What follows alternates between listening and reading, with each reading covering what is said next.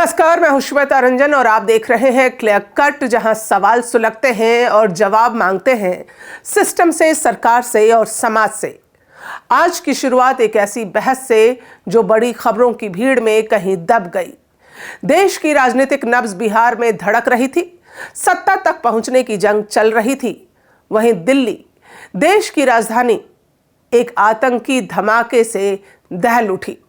Doctors of terror की कहानी परत दर परत खुल रही है।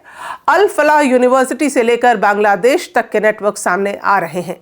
सबकी बहस, सबका ध्यान वहीं है और ठीक इसी शोर के बीच एक ऐसी रिपोर्ट निकल गई जो किसी न्यूज अलर्ट में नहीं चढ़ी, किसी प्राइम टाइम की बहस में जगह उसे नहीं मिली, लेकिन जिसकी सच्चाई पूरे हिंदुस्तान की नींव हिला देती है। ग्लोबल हंगर इंडेक्स 2025, यानी वो सवाल जो चुनाव के नारों से बड़ा है, आतंकी धमाके की गूंज से भी बड़ा है, क्योंकि ये सवाल देश के हर घर, हर रसोई, हर बच्चे की थाली का है। भारत, जो खुद को विश्व गुरु बताता है, आज भी दुनिया में 102वें स्थान पर है। साल 2025 में भी भारत सीरियस कैटेगरी में है, यानी वह रिपोर्ट जो बताती है कि इस देश में भूख सिर्फ पेट में नहीं, सिस्टम में भी है, नीतियों में भी है और हमारे विकास मॉडल के दिल में एक गहरी दरार है। आज का सवाल सिर्फ एक रिपोर्ट का नहीं, यह सवाल है उस रोटी का जो इस देश के करोड़ों लोगों की थाली से गायब है।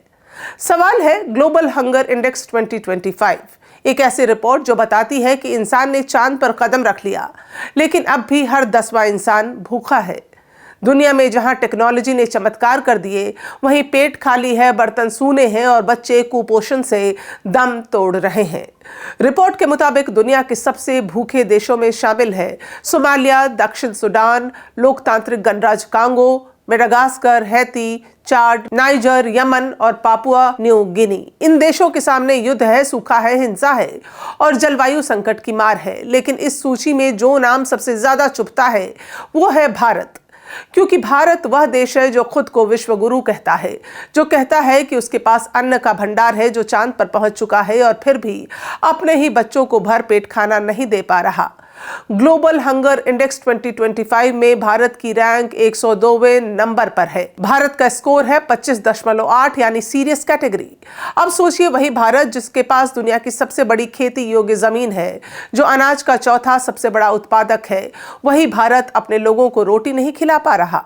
भारत में खाद्यान्न का उत्पादन देश की खेती, अर्थव्यवस्था और लोगों की खाद्य सुरक्षा के लिए सबसे जरूरी माना जाता है। भारत की आबादी बहुत बड़ी है, इसलिए यहां अनाज का ज्यादा उत्पादन होना बहुत महत्वपूर्ण है। साथ ही भारत दुनिया के बड़े कृषि देशों में से एक है और चावल, गेहूं और बाजरा जैसे अनाजों का महत्वपूर्ण हिस्सा दुनिया को भी देता है। पिछले कई वर्षों में भारत में खाद्यान्न उत्पादन लगातार बढ़ा है। अगर हम देखें, कृषि वर्ष 2024-25 में देश का कुल खाद्यान्न उत्पादन लगभग 354 मिलियन टन तक पहुंच गया, जो अब तक का सबसे ज्यादा है। साल 2017-18 में यह लगभग 275 मिलियन टन था, यानी उत्पादन में लगातार बढ़ोतरी हुई है। मुख्य अनाजों में चावल, दुनिया के कुल चावल का लगभग 1/4 सिर्फ भारत पैदा करता है। भारत चावल का सबसे बड़ा उत्पादक और निर्यातक है। गेहूं, दुनिया के कुल गेहूं का लगभग 14% भारत में पैदा होता है। चीन के बाद भारत दुनिया का सबसे बड़ा गेहूं उत्पादक देश है। बाजरा और मोटा अनाज, दुनिया के करीब 38% बाजरे का उत्पादन भारत करता है। इसलिए मोटे अनाजों के मामले में भारत दुनिया का प्रमुख देश है। इतना बड़ा उत्पादन भारत को भोजन के मामले में आत्मनिर्भर बनाता है और वैश्विक, यानी दुनिया के स्तर पर देखें तो खाद्य बाजार में भारत की भूमिका को मजबूत करता है। इसका मतलब साफ है, यह कमी फसल की नहीं, न्याय और नीयत की है। कुल आबादी का 12%, यानी करीब 19 करोड़ 46 लाख लोग आज भी कुपोषण से जूझ रहे हैं। हर 5वां बच्चा भूखा सोता है, हर तीसरा बच्चा या तो स्टंटेड है या वेस्टेड है। आपको बताऊं, स्टंटिंग का मतलब होता है कि बच्चा अपनी उम्र के हिसाब से छोटा रह गया, और वेस्टिंग का मतलब है कि उसका शरीर कमजोर हो गया, इतना कमजोर कि वो सामान्य बीमारी से भी हार सकता है। ये आंकड़े सिर्फ आंकड़े नहीं, ये हमारी विकास यात्रा की चीड़-फाड़ है। अब जरा एक पल रुकिए और सोचिए, भारत में फूड कॉर्पोरेशन ऑफ इंडिया के गोदामों में हर साल लाखों टन अनाज सड़ जाता है। सरकार लाखों करोड़ रुपए खाद्य सुरक्षा योजनाओं पर खर्च करती है, फिर भी भारत में हर दिन बच्चे भूख से मर रहे हैं। तो गलती कहाँ है? क्या ये सिस्टम की नाकामी नहीं कि अनाज तो है लेकिन भूख नहीं मिट रही? पिछले साल सरकार ने दावा किया कि प्रधानमंत्री गरीब कल्याण अन्न योजना से 80 करोड़ लोगों को मुफ्त राशन दिया जा रहा है, लेकिन क्या ये राशन वाकई हर जरूरतमंद तक पहुंच पा रहा है? गांव में, झुग्गियों में पलायन करने वाले मजदूरों तक कई रिपोर्ट बताती हैं कि राशन कार्ड रद्द हुए, नाम लिस्ट में नहीं आए और बहुत लोग सिस्टम से बाहर रह गए। यानी योजना बनी पर भूख वहीं की वहीं रही। अब बात करें बच्चों की। भारत में बच्चों का कुपोषण सिर्फ गरीबी से नहीं बल्कि नीतिगत असमानता से भी जुड़ा है। नेशनल फैमिली हेल्थ सर्वे के आंकड़े बताते हैं कि देश के लगभग 36% बच्चे स्टंटेड हैं। कुछ राज्यों में यह दर 40% से भी ऊपर है, यानी आधे बच्चे ठीक से बढ़ ही नहीं पा रहे। स्कूलों में मिड डे मील स्कीम शुरू हुई है, लेकिन बच्चे बच्चे भूखे पेट क्लास में बैठते हैं। लेकिन बहुत जगह ये स्कीम भी भ्रष्टाचार, घटिया भोजन और कुप्रबंधन की भेंट चढ़ गई। कई बार रिपोर्ट्स आती हैं कि बच्चों को नमक रोटी, कभी सूखी खिचड़ी तो कभी दूध की जगह पानी मिला है। अब सवाल यह है कि जब बच्चे ही कमजोर होंगे तो भविष्य मजबूत कैसे होगा? भारत में महिलाएं भी इस भूख के चक्रव्यूह में फंसी हैं। देश की लगभग आधी महिलाएं एनीमिया यानी खून की कमी से पीड़ित हैं। कई गर्भवती महिलाएं पर्याप्त पोषण नहीं पा रही। नतीजा, कमजोर बच्चे, असुरक्षित प्रसव और मौतें।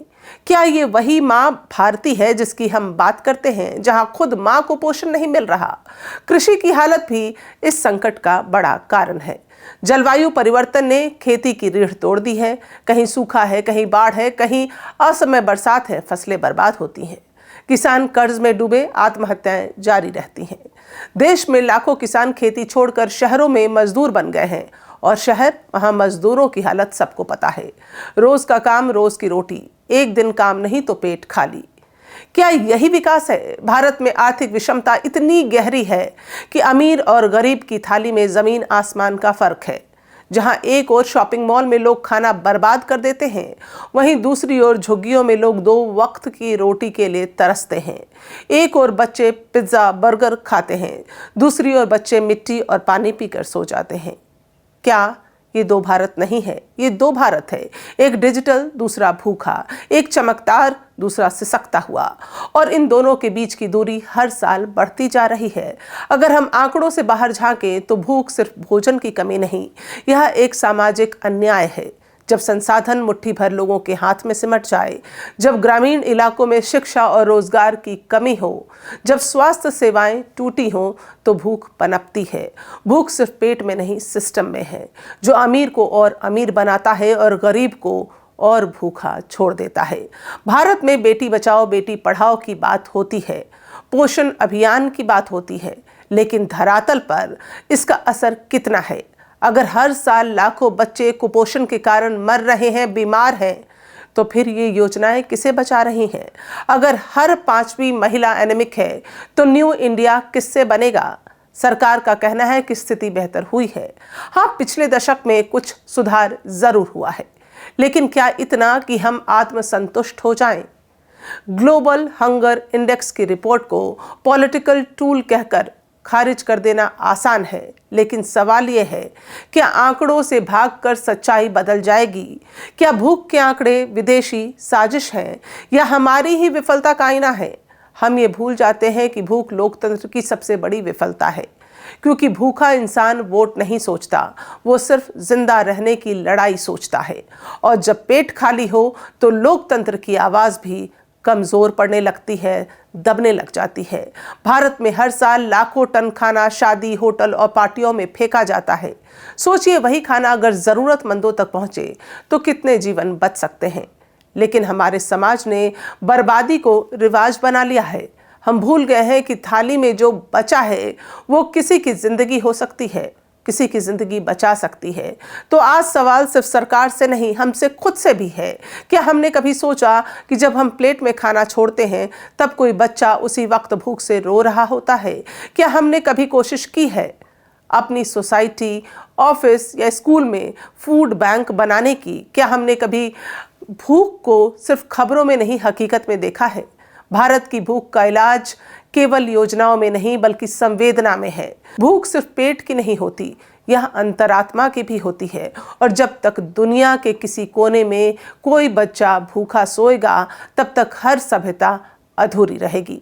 अगर आपको आज का ये वीडियो पसंद आया हो तो इसे शेयर करें, हमारे चैनल को लाइक और सब्सक्राइब करना ना भूलें। नमस्कार।